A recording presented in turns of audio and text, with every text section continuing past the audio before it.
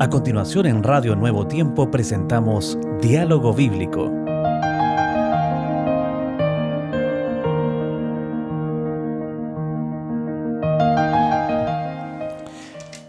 ¿Qué tal, amigos? ¿Cómo están ustedes? Muy bienvenidos. Ya llevamos una semana de estudio. Acuérdese usted que estamos estudiando cómo interpretar la profecía. No estamos hablando de profecía y tampoco debe usted quedarse en los hechos que están aconteciendo, sino aplicarlos a cómo interpretar la profecía. Es muy importante porque la profecía nos está aclarando el momento en que nosotros estamos viviendo. Así que muy bienvenidos y bienvenido, Pastor Jerez.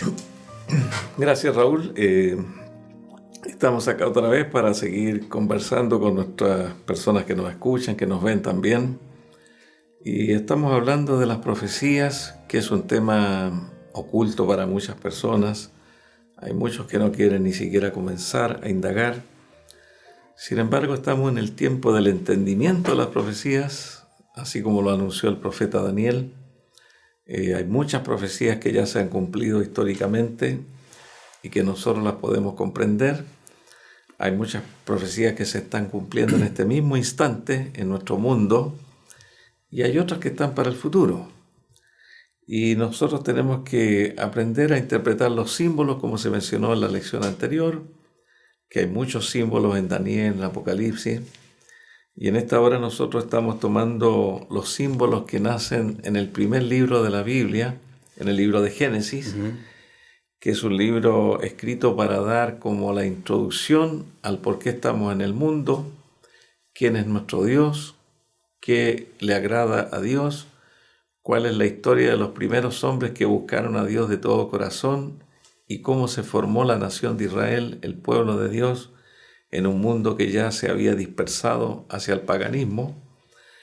Y aquí tenemos nosotros un texto que quiero leerles, porque esto es muy antiguo, este pasaje que vamos a leer, que tiene que ver con el segundo hijo de Adán, refiriéndose a Abel. Dice: y Abel trajo también de los primogénitos de las ovejas. Está hablando de los primogénitos de las ovejas, significa el cordero. Un primogénito de la oveja es un cordero, el primer nacido de sus ovejas. Y dice: de lo más gordo de ellas. Es decir, habían varios primogénitos en el rebaño que tenía Abel, pero él escogió el más hermoso de los animales, aproximadamente de un año, y él hizo la ofrenda a Jehová, el sacrificio como lo hacía su padre, y esta ofrenda fue mirada con agrado ante Dios, no la ofrenda de Caín. Aquí tenemos nosotros un símbolo, el cordero. El cordero representaba al futuro Mesías que vendría a este mundo, a nuestro Señor Jesucristo, y que el perdón de pecados es gracias al sacrificio de este cordero que simbolizaba a Cristo y que cargó el pecado, en este caso de Abel, que era el ofrendante que con mucha fe hizo este sacrificio. Y nosotros ya miramos a Jesucristo en la cruz del Calvario, que es el antitipo de este símbolo, y a través de la sangre de Jesucristo también nosotros somos perdonados, aunque no lo merecemos, pero por la gracia de Dios tenemos al sustituto, nuestro Señor Jesucristo. Este símbolo está allí en el libro de Génesis. Y Génesis nos va a abrir la puerta para Apocalipsis, interesante. Son los extremos. Apocalipsis sí. Es el último libro y Génesis el primero. Y nos va a abrir esa puerta. Ahora, lo interesante, mira, el texto que era central acá. Mire lo que dice. Al día siguiente, yo varias veces leí este texto y ahora estoy comprendiendo más todavía acerca del texto, porque dice: al día siguiente Juan vio a Jesús que venía hacia él y dijo: aquí viene mi primo, aquí viene mi pariente, nunca se habían visto, excepto cuando se juntó María y fue a ver a la mamá de Juan, pero estaban en el vientre. ¿Qué es lo que dice? Este es el Cordero de Dios que quita el pecado del mundo. Es muy profundo lo que dice Juan aquí. ¿Y qué está diciendo? Aquí hay una revelación de Dios para él. Una profecía cumplida. Y una profecía cumplida, porque Sí. ¿cuántos venían a él? Dice que salía la gente, estamos hablando de, iban a un lugar donde estaba Juan, venían a escucharlo, hacía el llamado y la gente venía y los bautizaba, qué sé yo. Era un evangelista extraordinario y muy fuerte, no se guardaba algunas cosas. Pero de improviso, ¿no es cierto?, aparece una persona, ¿cómo la identifica? ¿Cómo sabe que es el Cordero de Dios? Y además usa los simbolismos. Este es el Cordero de Dios. ¿Cómo Cordero de Dios? ¿Por qué no dijo aquí viene el Hijo de Dios? No, porque tiene que asociar, ¿no es cierto?, ese personaje a lo que todo el Antiguo Testamento está hablando de Cristo, el Cordero. Cierto. El Cordero. El representante más fiel del carácter de Cristo, de todos los animales que se sacrificaban en el santuario y de los que sacrificaban en el Antiguo Testamento, los vacunos, caprinos, el más fiel era el Cordero. Ahí tenemos una primera mención. Y se nos dice que la primera mención de un símbolo es la que debe mantenerse y se sobrepone a todas las demás. Por eso que Juan el Bautista, cuando vio a Jesús, dijo, este es el Cordero de Dios que quita el pecado del mundo. Y es una declaración muy profunda. Y aquí tenemos también en el libro de Apocalipsis la palabra Cordero, refiriéndose a Jesús también. Se aplica 22 veces en el libro de Apocalipsis y se lo nombra como el Cordero. Algo no se lo nombra, aquí viene Jesús, vimos al Cordero. Y eso nos da a entender a nosotros que entre el Génesis, el Cordero del Génesis, que también se repite ahí en el capítulo 22 de Génesis, en el sacrificio que hace Abraham allí, se menciona que el Cordero de Dios es una profecía mesiánica, refiriéndose a Jesús, el único que limpia el pecado del mundo. Hay otros textos acá que nosotros tenemos en nuestros estudios, está por ejemplo Malaquías, que hablan de la inmutabilidad de Dios. Dice por ejemplo, porque yo Jehová no cambio. Mi línea es esta y no la voy a cambiar nunca. Pero mira lo que dice después, por esto, hijos de Jacob, no habéis sido consumidos. ¿Qué te parece a ti este hecho de que Dios, que no cambia, nos da la opción? Efectivamente, la palabra de Dios permanece para siempre y Jesús es el mismo ayer, hoy y por los siglos. Nos da a entender que el Señor no confunde a sus fieles seguidores con palabras contradichas. También leímos la lección pasada que Dios no miente, que Dios no se arrepiente de lo que dice, y ese también es un principio de interpretación. Hay lógicamente cosas que han cambiado, que algunos dicen esto, ¿por qué no sigue si Dios lo dijo? Dios dijo que había que hacer esto, ¿y por qué ahora no lo aplicamos? Hay razones que también Dios mismo las explica, porque hay razones que son para el pueblo de Israel, por ejemplo, los símbolos ceremoniales de Jesús, la fiesta judía y tantas otras cosas que se cumplieron en Jesús. Y no significa que Dios haya cambiado, sino que esas cosas tenían un simbolismo hacia lo que venía después, y viniendo ya Cristo no necesitaban practicarse. Ahora es interesante eso porque Dios permitió y entregó información a sus profetas para que el profeta lo transmitiera también a las generaciones y ha llegado hasta nosotros. Y entonces la confianza que uno tiene que tener, porque según entendemos, Hebreos, que nos habla de esto, dice Jesucristo es el mismo ayer, hoy y por los siglos. O sea, en el Génesis era el mismo, en el Nuevo Testamento es el mismo y en el cielo será el mismo. Amén. Inmutable. Qué bonito es tener un Dios y que nos entrega información válida porque Él no cambia.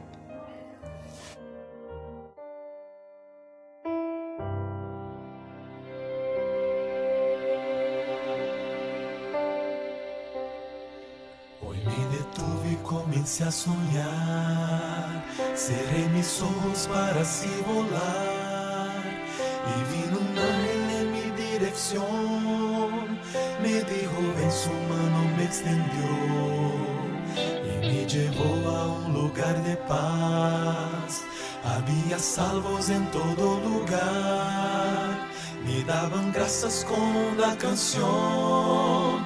Miré al ángel con gran emoción. Oh hijo, ven, este es tu lugar. Tu lucha fue valiente, no sufras más, no llores más. Llegaste al hogar.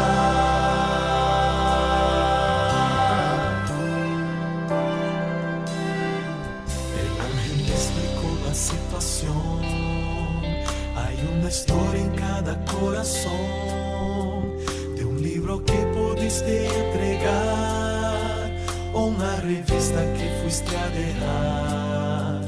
Esas semillas que plantaste ayer, el Santo Espíritu hizo crecer, y puedes ver que hoy están aquí, pues tu misión cumpliste estando allí. Oh hijo, ven, este es tu lugar. Tu lucha fue valiente, no sufras más, no llores más. Llegaste al hogar. Oh hijo, ven, este es tu lugar. Tu lucha fue valiente, no sufras más, no llores más. Llegaste al hogar. No sufras más, no llores más. Llegaste al hogar.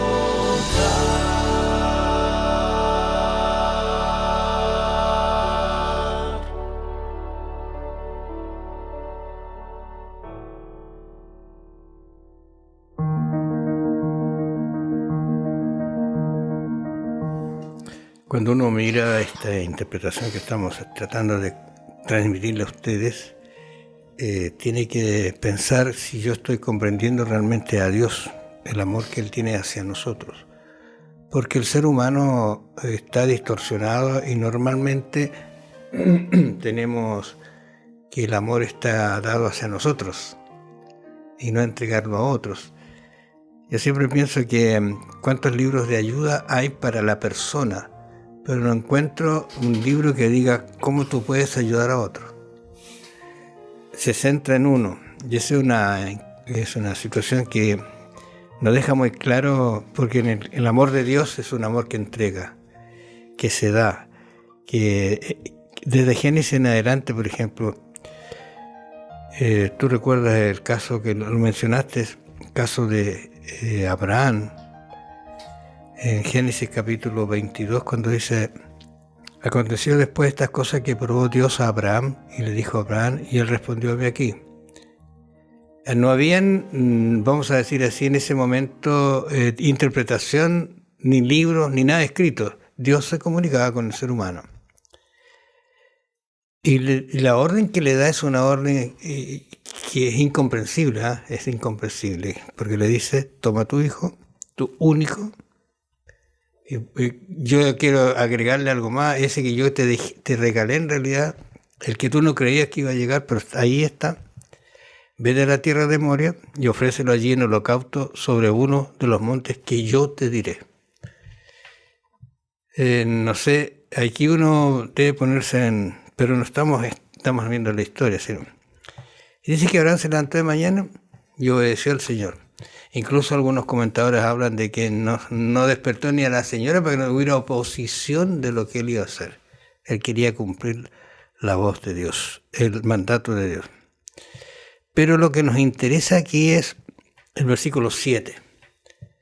Porque ¿qué es lo que sucede aquí? Y tomó Abraham la leña y el holocausto y la puso sobre Isaac su hijo, y él tomó en su mano el fuego, el cuchillo, y fueron ambos juntos. Y el 7 que dice, entonces habló Isaac a Abraham su padre y le dijo, Padre mío, algo está faltando. Yo te he visto hacer los holocaustos, aquí algo está faltando. ¿Y quién le pregunte? Heme aquí, mi hijo. Y él dijo, aquí el fuego, aquí la leña, la llevo, mas ¿dónde está el cordero del holocausto? Bueno, qué fuerte. Este es un episodio bíblico, el capítulo 22 de Génesis es una alusión a la obra de Cristo, a cómo se produjo esta transacción de que Jesús iba a ser nuestro sustituto. Como tú decías, Dios le dio esta orden a Abraham que sacrificara a quien amas. Pienso que Abraham amaba a su hijo más que a su propia vida. Llegó a amarlo, pero tremendamente, estaba con un cariño desbordante por este hijo de la promesa. Se entiende unos 14 años. Unos 13, 14 años, sí. Y luego el hijo acompañando a su padre para el monte Moria, los dos solos allí. El hijo empieza a darse cuenta que está todo, pero falta el cordero. Y nos damos cuenta que el resto de la historia continúa. ¿Dónde está el cordero? Es una pregunta que hay mucha gente que se hace. ¿Dónde está el cordero que quita mi pecado? Que se refiere a Jesucristo. Hemos hablado del cordero de Dios que quita el pecado del mundo. Y nos damos cuenta que el resto de la historia dice que cuando Abraham ya estaba a punto de sacrificar a su hijo, la historia bíblica nos dice que un ángel de Dios lo detiene y le dice a Abraham que Abraham, no lo hagas, ya sé que eres obediente a Jehová. Y lo que ve Abraham en ese monte es un carnero enredado en una zarza. Y Abraham dice, ya está todo el sacrificio hecho, están las piedras, está todo puesto a la leña. Y allí viene esta interpretación, Dios se proveerá de cordero, Dios se proveerá de sacrificio. Y es por eso que aquel monte se llamaba el monte de la provisión, que Dios prometió y hizo provisión si el hombre pecaba, si había una desviación de la obediencia, tendríamos nosotros la provisión divina de que Dios enviaría a su Hijo Jesucristo, que también lo amaba, porque cuando Jesús se bautizó, la Biblia dice que Dios dijo desde los cielos con una voz, este es mi Hijo amado, en quien tengo contentamiento. Dios también amaba mucho a su Hijo. Abraham también amaba a su hijo Isaac. Y es allí donde se produce esa transacción, donde Cristo pasó a ocupar el lugar que a nosotros nos correspondía, la muerte, y Él ocupó la cruz para salvarnos del pecado. Qué lección más sublime, porque cuando estaba leyendo nuevamente el texto aquí en la Biblia, qué lección más sublime, porque el niño estaba dispuesto para el holocausto. Era un joven que podía haberse arrancado, porque para empezar era un concepto que estaba un poco equivocado, muy equivocado en relación a lo que, voy a decirlo, si un cristiano tiene que hacer.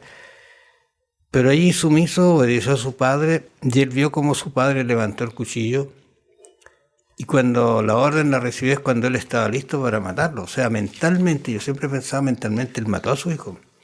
Pero la mano del ángel lo detuvo. Y ahora yo que me quedo con este concepto para interpretar aquí, ¿qué sintió el hijo cuando en la mano se detiene y aparece el sustituto? Es una comprensión maravillosa de lo que Cristo hace por cada uno de nosotros. Un libramiento. Claro. El hijo se dejó amarrar. Esa es la profecía del amor, que el amor debe estar... Y la primera que se ve la palabra amor allí en Génesis. Claro, y la profecía hay que entenderla también donde se refleja el amor de Dios, porque Dios es amor. El Señor está en las profecías de la Biblia, advierte a su pueblo para que esté apercibido de las cosas que van a ocurrir y quiere que entendamos las profecías y que todo lo que Él anuncia lo anuncia por amor, para que no nos pille desprevenidos aquellos hechos que han de acontecer en el presente y futuro para nosotros. Cuando sus manos fueron libradas del niño, ¿no es cierto? Cuando se puso de pie, cuando fueron a buscar el cabrito que estaba allí enredado, cuando el cabrito fue puesto, el carnero, digamos. El carnero, no sé, fue puesto allí, ¿no es cierto? Y él vio cómo el papá, ahora sí, degollaba al cordero. Yo debería estar allí, dijo el niño, pero hay el sustituto. Eso es como interpretar el maravilloso amor de Dios. La pregunta, ¿dónde está el cordero? Sí, el cordero está listo y fue sacrificado por cada uno de nosotros.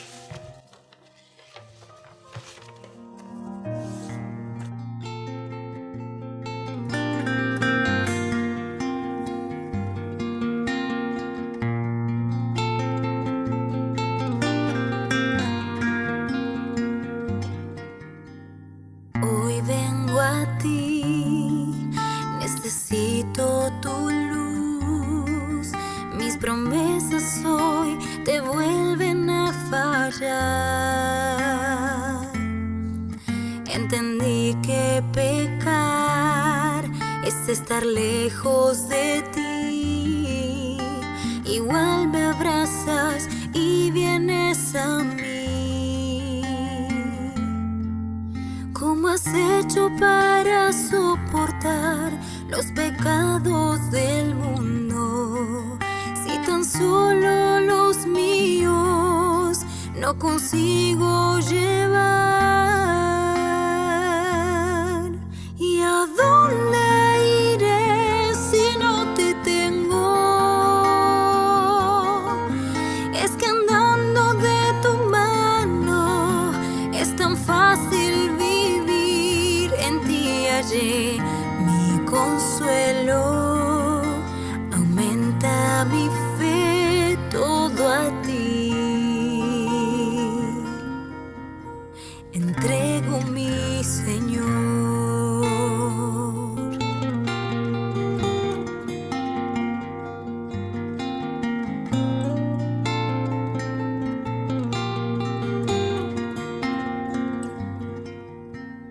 Hoy vengo a ti, necesito más fuerzas. Mi pasado hoy me acusa otra vez, pero sé que en la cruz mi nombre pensabas, sabiendo que este día iba a llegar. En tus palabras yo encuentro remedio a mi alma. En las llagas de tus manos, perdón a mi corazón.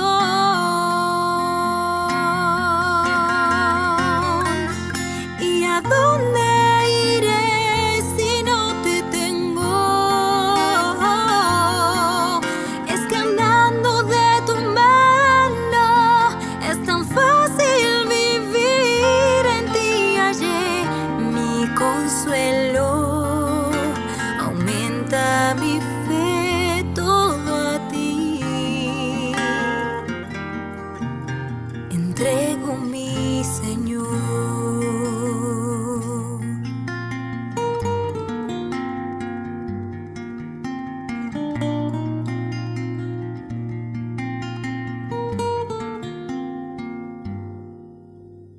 Hoy vengo a ti, necesito más de tu luz.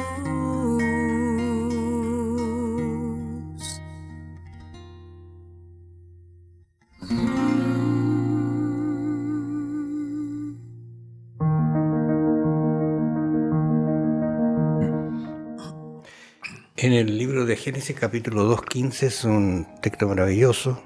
Está lo que Dios ha entregado a la familia humana. Dice, tomó pues Jehová Dios al hombre y lo puso en el huerto del Edén para que lo labrara y lo guardase. Y mandó Jehová Dios al hombre diciendo, de todo árbol del huerto podrás comer. Este era el entorno maravilloso en que aparece en la Biblia esta creación del ser humano y cómo Dios previó, puso todo lo que necesitaba el ser humano para que viviera junto a su esposa de forma feliz. Pero de improviso nos encontramos con Génesis capítulo 4, versículo 8. Hay cosas que uno no las entiende, pero cuando uno ha entrado en contacto con el pecado, se da cuenta que no sabe cómo de repente se resbaló y cayó. Una mala palabra, una mala acción, una respuesta. Y dijo Caín a su hermano, aquí hay una especie así como de, vamos a decir, medio premeditaba. A ver, salgamos al campo. Y aconteció que estando ellos en el campo, Caín se levantó contra su hermano Abel y lo mató. ¿Tiene explicación? Bueno, efectivamente, como estabas leyendo ahí en ese pasaje, Génesis 2:17 nos dice que estaba el árbol de la ciencia del bien y del mal, y Dios le dijo, no comerás. Era una primera orden allí importante. No comerás porque ciertamente morirás. Dios allí le estaba mencionando una profecía a Adán allí, que si él comía de ese fruto iba a morir. No se conocía la muerte. Luego la serpiente en el capítulo 3 dice, no moriréis. Aquí hay una contradicción entre Dios y la serpiente. La serpiente le dice allí a Eva, serán abiertos vuestros ojos, significa que en este momento estás ciega, no ves, seréis como dioses, conoceréis el bien y el mal, y le hizo como una promesa, serás mejor de lo que eres ahora. Y Dios había dicho, moriréis, y mencionaste tú allí el asesinato de Abel por su propio hermano Caín. La sangre de Abel es derramada y por primera vez se ve a un ser humano morir. Aunque ya algunos animales habían muerto a través de los sacrificios que se habían realizado, esa profecía se cumplió allí en el mismo Génesis, y la muerte, como dice la Escritura, es una consecuencia del pecado. La profecía bíblica nos dice que la muerte finalmente será destruida. No quedará nada de lo que ha acontecido en este mundo con tanto dolor y sufrimiento. Hay muchos textos allí en 1 Corintios 15, también en Apocalipsis 21, que nos hablan de que Dios, a través de Jesucristo, como dice Apocalipsis 1:18, Jesucristo es el que tiene las llaves del Hades y de la muerte. Y dice acá en la Escritura que estuvo muerto, pero que ahora vive por los siglos de los siglos. Es decir, en Cristo está esa llave para controlar la muerte, destruirla y abrir las puertas para la vida eterna también. Interesante como Dios de alguna manera sí explica y deja muy claro las cosas. Él no ha ocultado nada en realidad. Y cuando tú miras allí a Génesis capítulo 3, del 1 en adelante, dice que aparece la serpiente que era astuta, más que todos los animales del campo, que Jehová Dios había hecho, la cual dijo a la mujer, y aquí viene, con que Dios os ha dicho, no comáis de todo árbol del huerto. Y aquí hay una mentira, no ha dicho eso Dios. Y la mujer respondió bien, dice, el fruto de los árboles del huerto podemos comer, pero el fruto del árbol que está en medio del huerto, dijo Dios, no comeréis de él, ni lo tocaréis, para que no muráis. O sea, estaba claro el concepto en la mente de ellos. Por eso que no tiene justificación ni en el cielo ni en la tierra la entrada del pecado. Entonces la serpiente dijo a la mujer, no moriréis. ¿Por qué estamos viendo esto? Porque estamos viendo interpretación, ¿no es cierto? ¿Qué es lo que aparece en Apocalipsis? Capítulo 12, por ejemplo. ¿Qué es lo que dice Apocalipsis? Sí, acá menciona que esta es la serpiente, fue echado fuera el dragón, dice, refiriéndose a esa gran batalla en el cielo entre Miguel y sus ángeles contra el dragón y sus ángeles. y allí está declarado la serpiente antigua, refiriéndose a ese episodio de Génesis capítulo 3, que se llama, dice, Diablo y Satanás. Diablo significa calumniador, esa es la interpretación. Cuando nosotros mencionamos diablo, es calumniador, y Satanás significa adversario. Pero allí da a entender que el símbolo de Génesis, que la serpiente que engañó a Eva no era una serpiente común, como cualquiera otra serpiente que Dios había creado, sino que el enemigo de Dios suplantó a esa serpiente, hizo un espectáculo allí de encantamiento. Esa serpiente hablaba con sabiduría, con inteligencia mal dirigida, y engañó a Eva. Y es así como la Escritura nos dice más adelante que esta serpiente engaña al mundo entero. No solamente engañó a Eva, sino que la profecía dice también que esta serpiente va a engañar al mundo entero. Y cada persona tiene que hacerse la pregunta, ¿estaré siendo engañado yo en este momento también con esa astuta serpiente que sigue actuando según las profecías en los días finales, con mayor poder y con mayor fuerza que en el pasado? Son cosas que tenemos que entenderlas de esta manera e interpretarlas. Lo que estamos viendo aquí son algunos de estos temas comunes que no hemos visto los relatos, ¿no es cierto? Pero estos detalles de Génesis, como la serpiente, van a aparecer en Apocalipsis, como tú lo has leído. Interesante eso, para que después podamos interpretar bien la profecía, porque hacia allá estamos yendo, ¿no es cierto? Que condujeron en realidad a una guerra en el cielo. Nosotros hemos estudiado el trimestre pasado acerca de esta guerra en el cielo. Lo interesante es que esta serpiente va a actuar de tal manera que va a engañar también hoy día a los habitantes de la tierra. Y en algún momento la Biblia lo habla, lo deja claro, la Biblia lo enseña, para que usted y yo no estemos engañados. Claro, y es importante que en los días finales el tema de la adoración a Dios y la adoración al dragón y la adoración a la bestia, esta que mencionaba Daniel también, va a ser un gran tema. ¿A quién adoramos? ¿Cómo se adora a Dios y cómo se adora al dragón? Es todo un engaño. Hay mucha gente que no se da ni cuenta que está adorando al dragón. Y nosotros los cristianos tenemos que estudiar esto, porque el único que merece adoración es nuestro Dios, a través de las pautas que Él ha dado para adorarle. Hay dos palabras que se mencionan allí que nosotros las estudiamos y las leímos. Una de ellas es que dice no moriréis. Y la otra, serán como Dios. Yo estoy pensando que quizá en su mente esté esta idea rebotando. Me gustaría ser como Dios, tener el poder de hacer esto, lo otro. Y eso de no moriréis es una mentira que todos los días nos ratifica que no es verdad. Que todos los días tenemos a alguien que quizás baje al descanso. ¿Cuál será la postura, cuál será la posición que usted va a tomar frente a estas profecías que se están dando? ¿Cómo las vamos a interpretar? ¿Cómo las vamos a hacer nuestras? Desafío, ¿verdad?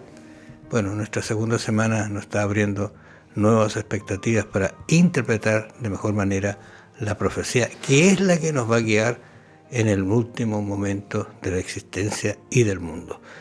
Que el Señor los bendiga y los acompañe. Nos vamos a encontrar la próxima semana. Escuchaste en Radio Nuevo Tiempo Diálogo Bíblico. Sigue en la sintonía de La Voz de la Esperanza.